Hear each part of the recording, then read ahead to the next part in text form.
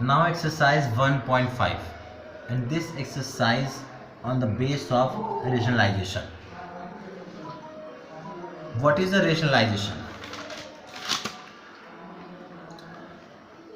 Suppose look at this number. Before the consider the number as a whole, look the numerator and denominator. The numerator is a rational and denominator is a irrational.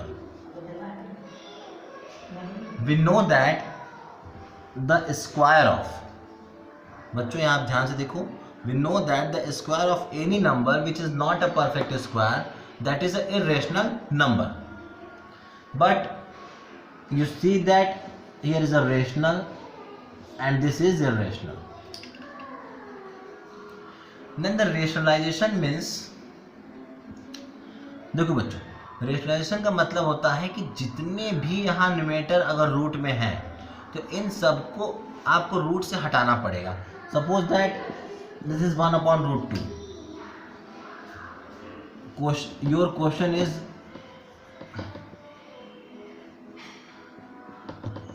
Rationalise this number, multiply by √2/√2. Then numerator is √2 but denominator is 2. अब आप ध्यान से देखो तो जो ये denominator था वो अब रूट में नहीं है, but you see that this number is equivalent to this number.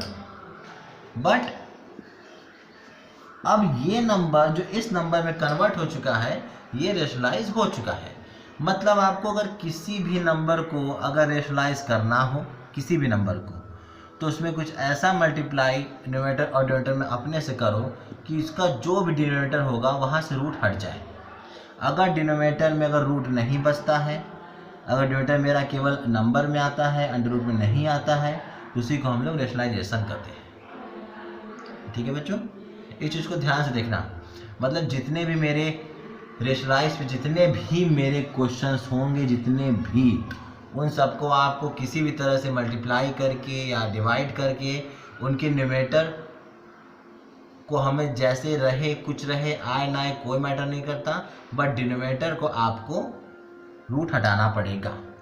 और हर क्वेश्चन जब रेशनलाइज करने को बोलेगा तो वो जो डिनोमिनेटर रहेगा वो अंडर रूट में रहेगा, लेकिन वो रेशनलाइज करने के बाद अंडर रूट हट जाएगा. तब आप समझ लेना कि आपका ये रेशनलाइज कंप्लीट हो चुका है.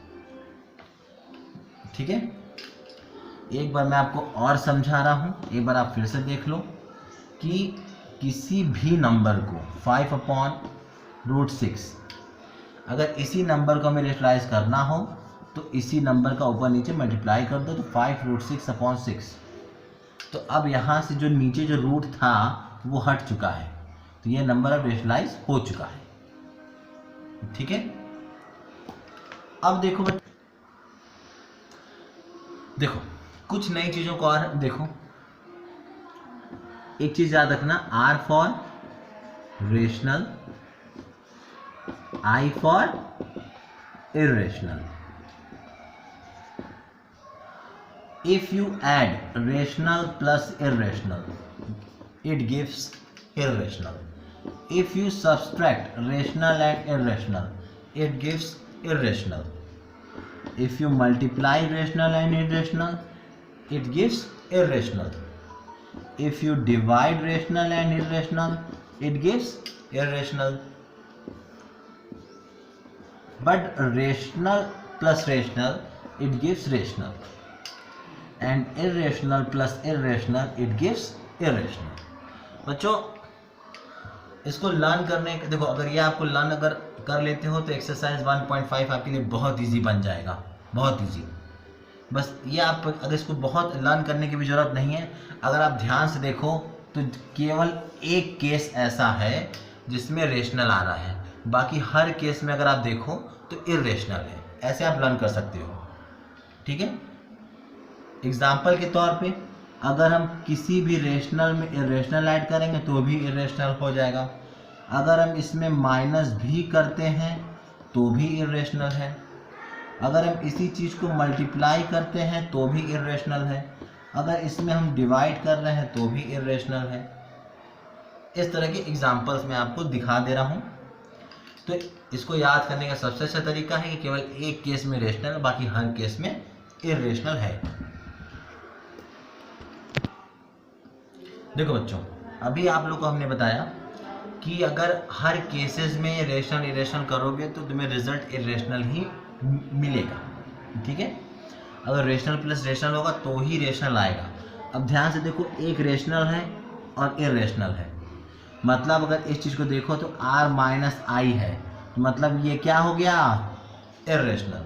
क्वेश्चन में कह रहा है कि क्लासिफाई फॉलोइंग रेशनल और इरेशनल, मतलब इन, जैसे यहाँ पे देखो एक्सरसाइज 1.5 के क्वेश्चन नंबर 1 में 5 पार्ट हैं। इन 5 पार्ट में हमें बताना है कि कौन सा नंबर रेशनल है, कौन सा नंबर इरेशनल है, ठीक है। तो यहाँ देखो, ये तो r माइनस आई के फॉर्म में है तो i आएगा, मतलब ये क्या हो गया, इरेशनल। अब अगर इसकी बात करें, आप अपने कॉपी में इस चीज़ को ज़रा ब्रैकेट ओपन करो, 3 plus under root 23 minus 23, that is cancel. क्या बच रहा है, केवल 3, और 3 को हम लोग क्या लिख सकते हैं, 3/1। देयरफॉर ये क्या बन चुका है, अब रेशनल, ठीक है। अब इसमें आ जाओ, इस नंबर को देखो, √7 से √7 कैंसिल आउट है, केवल क्या बच रहा है, 2/7। It is p/q form where q is not equal to 0, therefore it is rational, okay. अब यहाँ देखो, इन बच्चों ध्यान देखो, 1 तो तुम्हारा रेशनल है और √2 क्या है, इरेशनल है। ये तो r/i का फॉर्म है। हमने तुमसे बार बार कहा था, 6 केसेस से बताया था कि अगर किसी भी केस में रेशनल और इरेशनल हो तो हमेशा रिजल्ट क्या देता है, इरेशनल, मतलब ये क्या हो गया, इरेशनल, ठीक है। जो अब देखो यहाँ भी जरा ध्यान से देखो, तुम लोग को पहले क्लास में हम बता चुके थे कि जो 2 है वो रेशनल होता है। 2 बच्चों रेशनल है और पाई क्या है, इरेशनल। तो अगर ध्यान से देखो तो हम लोग r इंटू आई कर रहे हैं, मतलब ये क्या है, इरेशनल। बच्चों इस 1.5 में क्वेश्चन नंबर 1 में 5 पार्ट थे। इन 5 पार्ट में हमें बताना था कौन सा रेशनल है, कौन सा इरेशनल है। तुम्हारे सामने है कि अगर रेशनल में से रेशनल को सब्सट्रैक्ट कर रहे हैं तो रेशनल आएगा।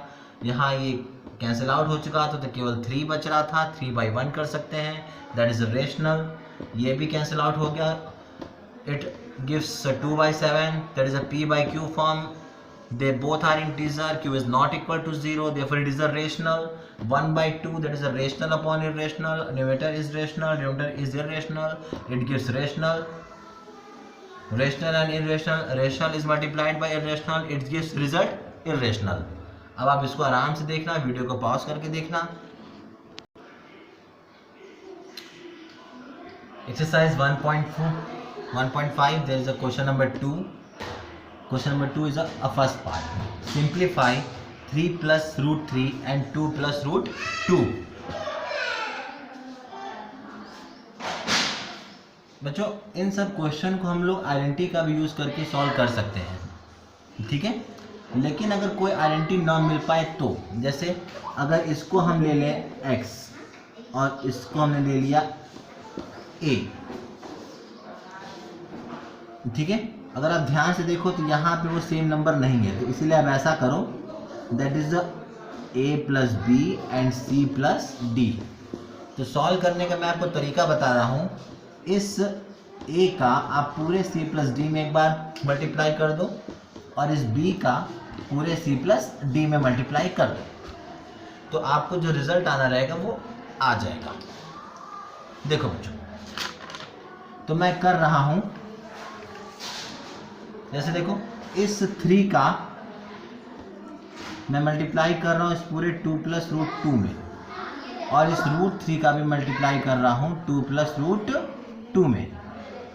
देखो मुझे क्या मिलता है, 3 × 2 6, rational irrational, therefore total irrational, irrational rational 2 √3 and plus √3 √2 that is √6।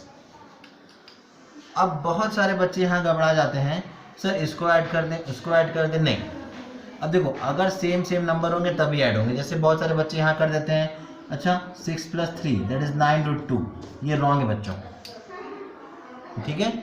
और इसको मैक्सिमम लोग कर देते हैं 2 √3 2 √18, ये भी रॉन्ग है, ठीक है। जब सेम अगर मेरे पास नंबर होगा, जैसे अगर यहाँ 3√2 हो तो यहाँ भी कुछ 5√2 हो, तब हम लोग ऐड कर सकते हैं, पर नंबर अलग अलग है तो अब इसके बाद सॉल्व नहीं होगा। That is my complete answer. अब बच्चों इसको आराम से देखना, बहुत सिंपल चीज़ है। अब हम सेकंड क्वेश्चन की तरफ हम आ रहे हैं। अब आप देखो सेकंड क्वेश्चन में क्या है। Here is second question, √5 + √2 is whole square. अब इस क्वेश्चन को हम लोग आइडेंटिटी से भी सॉल्व कर सकते हैं। a + b का whole square, a² + 2ab + b²। Here is √5 is a and √2 is b. Therefore, a² means √5², b² + 2ab, 2a √5b √2 plus b² means √2²। बच्चों √5² मैक्सिमम इसको बहुत लोग लिख देते हैं 25, that is wrong. √5 that is √5 that is 5। तो ये बच्चों हो गया 5 + 2 √5 √2 √10 प्लस √2 का स्क्वायर 2, 5 and 2 7 + 2 √10। अब इसको 9 √10 मत लिख देना, क्योंकि इसके साथ एक इरेशनल है, ये ऐड नहीं हो सकता, ठीक है। Then 7 + 2 √10 that is your answer. अभी मैंने जो आपको 2 क्वेश्चन बताया है उन सब के बेस पे ये 3 क्वेश्चन आपके लिए होमवर्क है, ठीक है। इन तीनों क्वेश्चन को करना, इसमें कुछ आइडेंटिटीज भी यूज़ हो सकती हैं या ऐसे भी हो सकता है। अब अपना आप लोग दिमाग लगाना ये 3 क्वेश्चन कैसे होंगे, ठीक है। अब हम नेक्स्ट क्वेश्चन की तरफ बढ़ रहे हैं जो बहुत इंपॉर्टेंट है और हमेशा एग्जाम में आता है। बच्चों exercise 1.5 question number 3, this is the most important question, ठीक है। ये क्वेश्चन बहुत बार एग्जाम में आ चुका है, इसलिए इस क्वेश्चन को ध्यान से देखना, ठीक है। Represent √9.3 on the number line. अभी तक हमने नंबर लाइन पे कुछ रेशनल को हम लोग नंबर लाइन पे नोट किया है, कुछ पॉइंट वाले को भी हम लोगों ने नंबर लाइन पे ड्रॉ किया है, कुछ नॉन टर्मिनेटिंग रिकरिंग को भी नंबर लाइन पे ड्रॉ किया है, पर अभी तक हमने अंडर रूट में कोई भी पॉइंट वाला नंबर लाइन पे ड्रॉ नहीं किया है। इसलिए ये क्वेश्चन थोड़ा इंपॉर्टेंट है, आप इसको ध्यान से देखना। अच्छा, और बहुत इजी भी है। देखो जो यहाँ जो भी लिखा रहे, ठीक है, जैसे यहाँ क्या है 9.3, स्केल से मेजर करके आप 9.3 सेंटीमीटर का एक लाइन ड्रॉ कर लीजिए, ठीक है। That is A, that is B। ये क्या ड्रॉ कर दिया हमने 9.3। अच्छा, तो इसके बाद हमें क्या करना है कि अपने से आप 1 सेंटीमीटर आप और ड्रॉ कर लीजिए, that is point C, that is 1। देखो बच्चों जितना भी यहां दिया हो आप उस चीज को स्केल से उतना सेंटीमीटर यहाँ ड्रॉ कर लो। 9.3 है तो हमने 9.3 सेंटीमीटर को ड्रॉ कर लिया, that is AB is 9.3 centimetre. Then अपने से एक 1 सेंटीमीटर का एक और लाइन हमने ड्रॉ किया। अब उसके बाद अब देखो मेरी जो पूरी कंप्लीट लाइन है उस लाइन का नाम क्या है AC। अब इस लाइन AC को हम लोग बाइसेक्ट करेंगे। कैसे करेंगे बच्चों, सभी को पता होना चाहिए, बहुत बार तुमने क्लास 8 में भी कंस्ट्रक्शन में किया होगा बहुत सारी लाइनों को बाइसेक्ट। कंपास हम लोग यहाँ रखेंगे और इस पूरे AC लाइन का मोर देन हाफ लेंगे, ठीक है। एक आर्क ऊपर कट होगा, एक नीचे, एक पॉइंट C से रख के आर्क कट करेंगे और एक पॉइंट A से, फिर दोनों को ज्वाइन कर देंगे। तो ये जो AC लाइन है ये बाइसेक्ट हो चुकी है, ठीक है। इसके हेल्प से हम लोग एक सेमी सर्कल ड्रॉ करेंगे।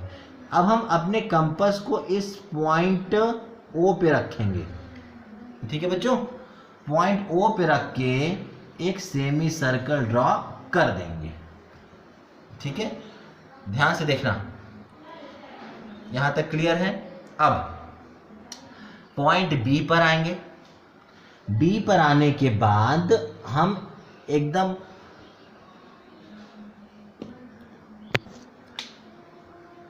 बच्चों, अब हम इस पॉइंट बी पे अपने आप लोग प्रोटेक्टर को रख लेना।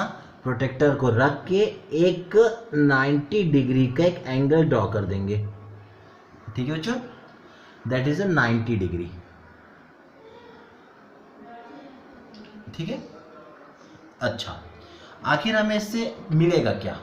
पहले यहाँ तक एक बार आप लोग अपने से ध्यान से देख लो कि आखिर क्या क्या चीज़ें हुई, क्योंकि आपको इन सब चीज़ों को कंस्ट्रक्शन पे लिखना भी पड़ेगा। एक बार ध्यान से देख लो। अच्छा, यहाँ कोई पॉइंट आप मान सकते हो डी। ठीक है, अच्छा, इस लाइन को थोड़ा और एक्सटेंड कर लो। अभी मैं फिर से बता दूंगा, पर आप ध्यान से देखो। अब इस BD को पूरा मेजर कर लो। ठीक है, और एक आर्क यहाँ से ऐसे ड्रॉ कर देना है। ठीक है, और जो ध्यान से देखना, दैट इज दिस।